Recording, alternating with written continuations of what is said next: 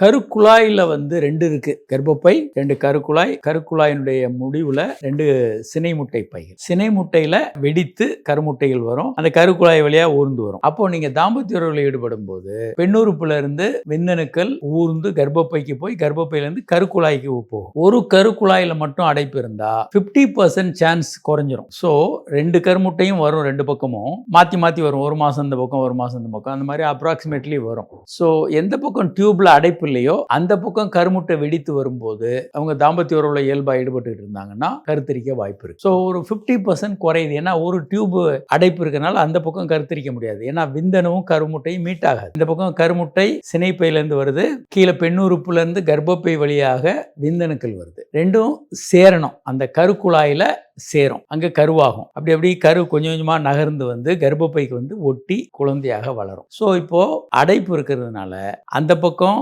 கருமுட்டை நின்றுடும், இந்த பக்கம் விந்து நின்றுடும், ரெண்டும் இணைய முடியாது. இந்த டியூபக்டமின்னு நம்ம பண்றது இதே தான் பண்றோம். குழந்தை வேணான்னு பெர்மனண்டா ஆப்ரேஷன் பண்றாங்க இல்லையா, 2 கருக்குழாயையும் கட் பண்ணி முடிச்சு போட்டு விட்டுருவாங்க. ஸோ இதே தான் நடக்கும். அதே மாதிரி இயல்பாக கருக்குழாயில் அடைப்பு வர்றவங்களுக்கு அதே மாதிரி சேராது. இப்போ ஒரு கருக்குழாயில தான் அடைப்பு இருந்தா இன்னொரு பக்கம் வாய்ப்பு இருக்கு. 2ம் அடைப்பு இருந்தா அவர்கள் கருத்தரிக்க முடியாது. டெஸ்ட் டியூப் பேபின்னு சொல்லக்கூடிய சோதனை குழாய் குழந்தைக்கு போகணும்.